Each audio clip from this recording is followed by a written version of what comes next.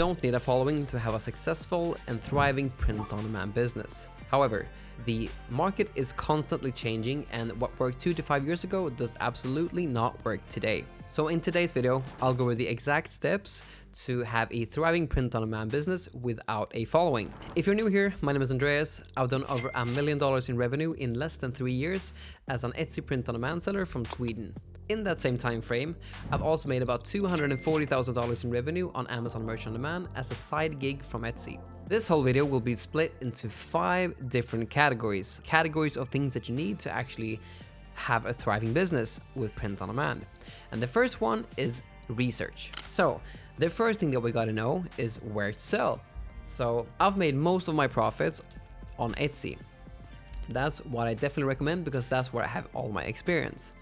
Now, there are so many different platforms that you can do print on demand on.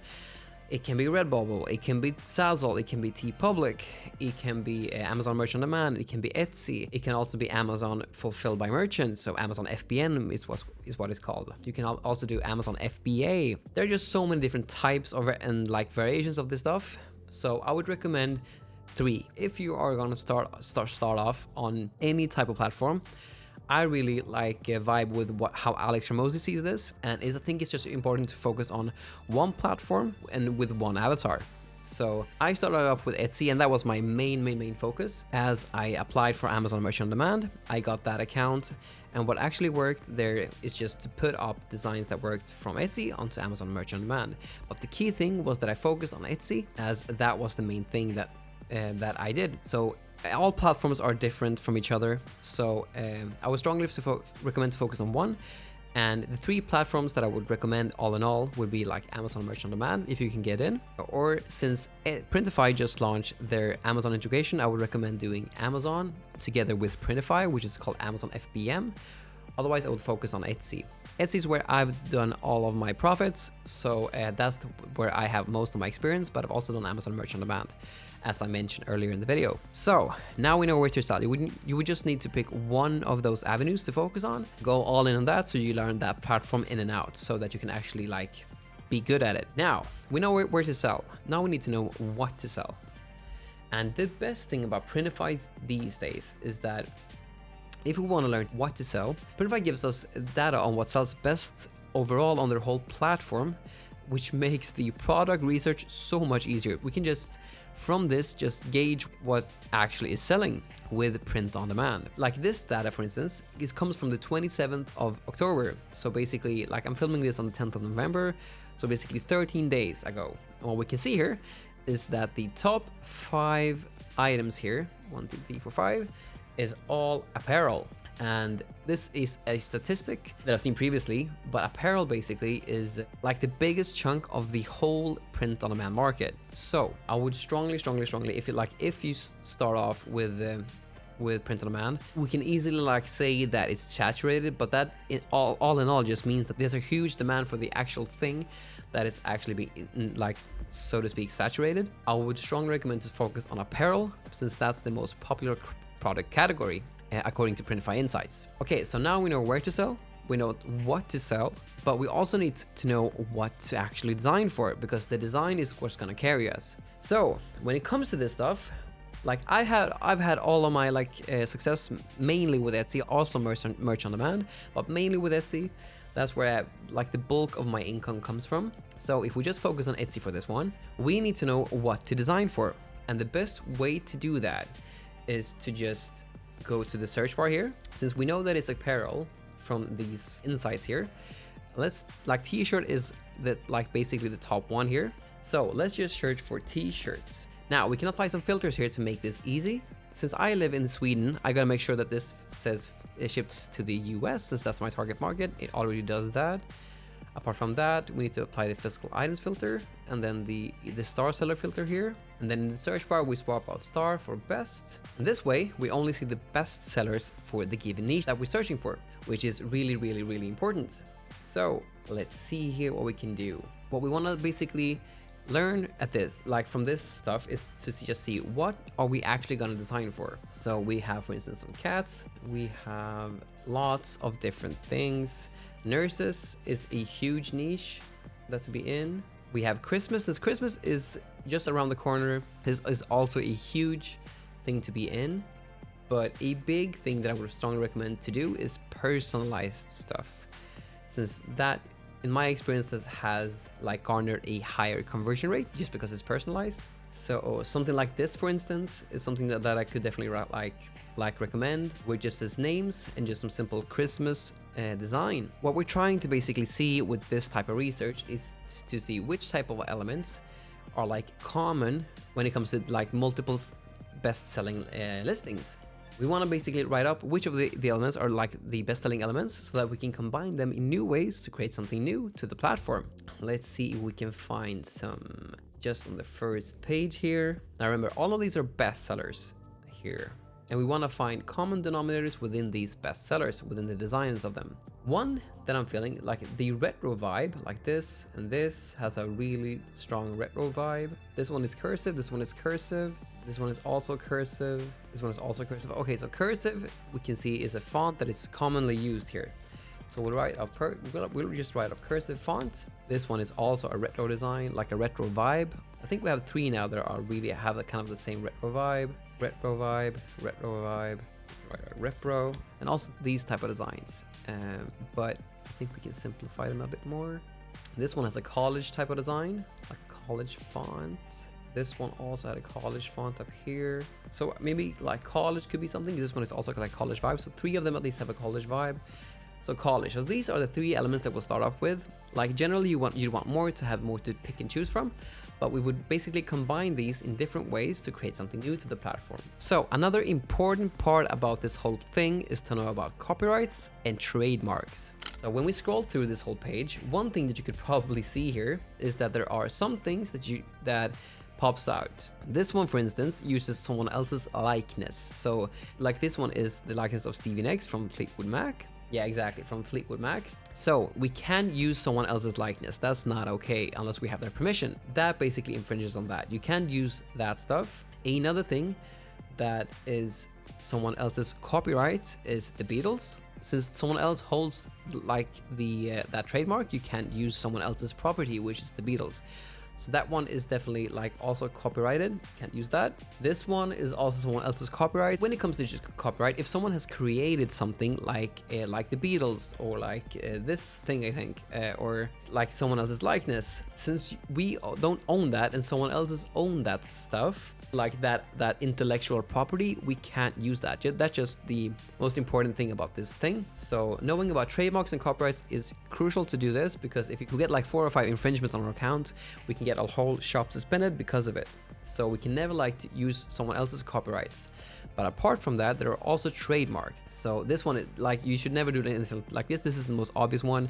Since this is Disney, they hold the intellectual property to anything Disney related, and you never mess with the mouse. They're just because they are so heavily like, they just sue people all over the place, it seems like, and they're like not like easygoing when it comes to this stuff. But apart from that, it's really important to know about trademarks. So different types of sayings can be trademarked. So if we just go in here, I use Flying Research for this. It's definitely like the best tool for checking for trademarks. And let's see here if we find one. If we, for instance, search for this, kindness is free, sprinkle it everywhere. What this does is that it searches the USPTO database for any trademarks with this phrase, because people can actually like take this sentence and trademark it and say that sentence in and of itself is their own intellectual property. So if I, for instance, search for the word wifey, let's see here, for instance. Yeah, this word wifey is trademark. You cannot use this.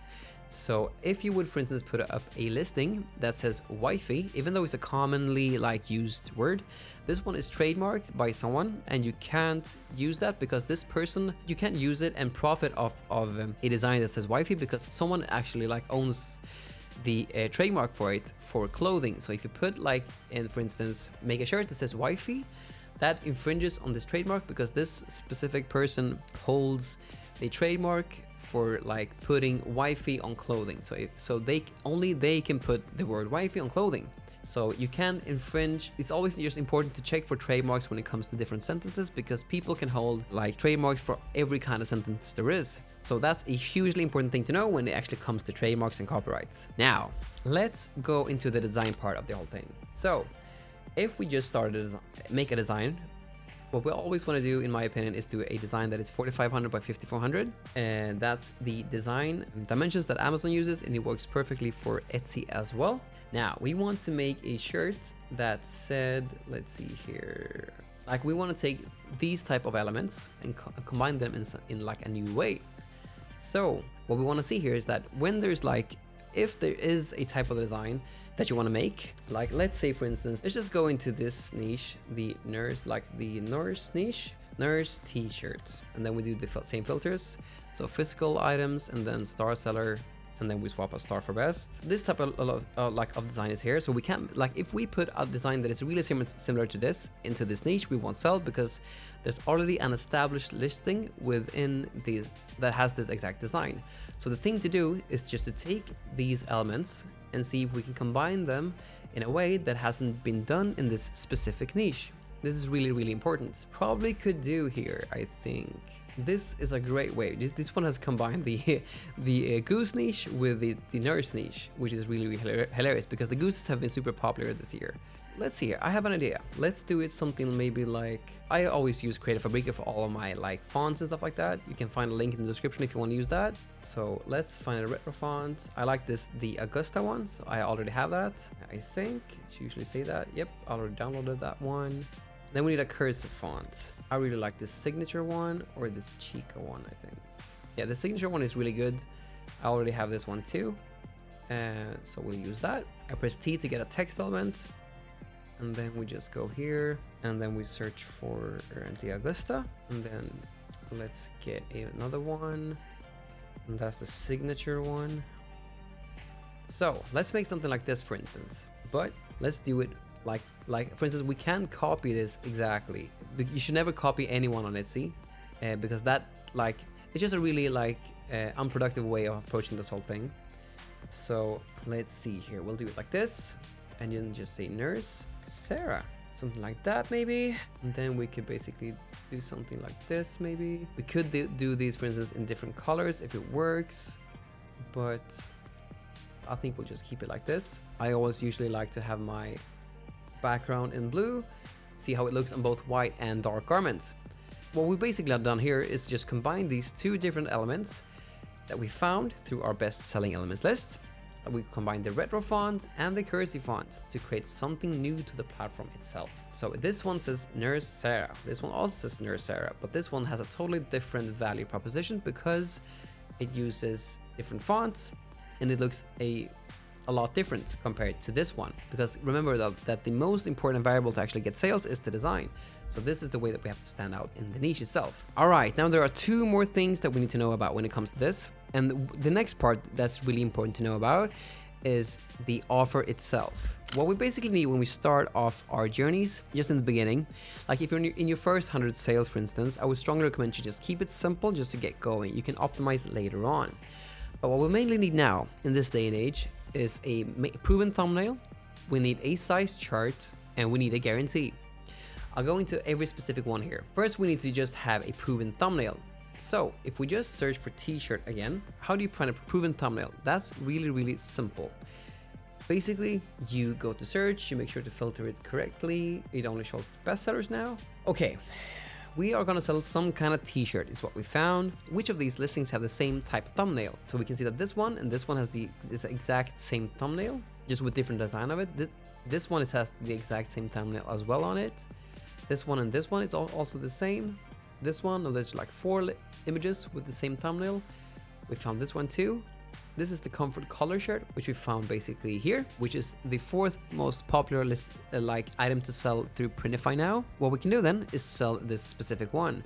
But what's important to know here is that like this one, for instance, and then like this one, and this one, this is all the same exact image, which is different designs put up by different sellers. And I know that this is the pepper one, the comfort color 1717 in pepper. So if we just search for comfort colors 1717 pepper mockup, can usually find this exact one on Etsy. Let's see here if we can do that. Yep, there it is. So this is the exact same mockup. You can basically find the exact mockup on Etsy. And if I would basically go into the store here, I think I would find it. And we just search for pepper in the store.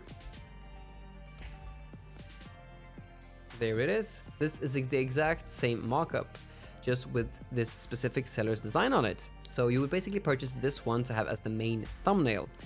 Apart from that, you would need to purchase a size chart. So comfort, colors, 1717 size chart. Super simple, just to find everything on Etsy and just use that.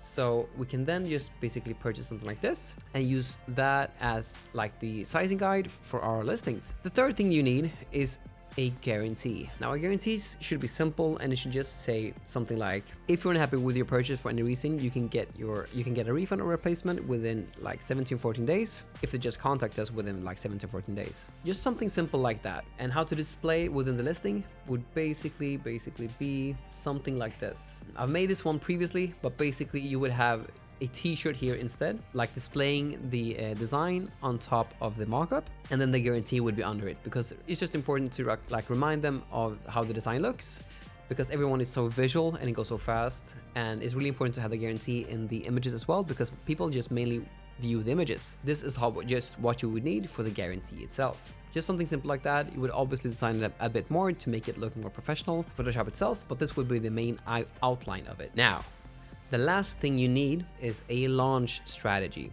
Now, there are two parts to this, and the first part to that is that you would need to list your item at a break-even price. I go through the specifics of that in this video here, but basically the gist of the whole thing is to list the item at a lower price in the beginning so that you earn about a $2 to $4 margin to cover any like costs and stuff like that, or like mistakes and stuff like that. And once the listing itself has achieved about 10 to 15 sales or a 50% visibility score on Everbee, then you can bump it up to profit pricing, which is about a gross margin of about 30 to 40%. So the gist is basically to price it at a cheap price in the beginning, because generally you make more volume with that with a lower price, whereas with a higher price you make bigger profits but less volume. The second part about the whole launch strategy is Etsy ads. Etsy ads is a huge thing to go into, and the gist of that whole thing is basically to just put Etsy ads on. Since on Etsy it's just a toggle on, you can just toggle that on and then let the Etsy ads spend about $10 on the listing itself.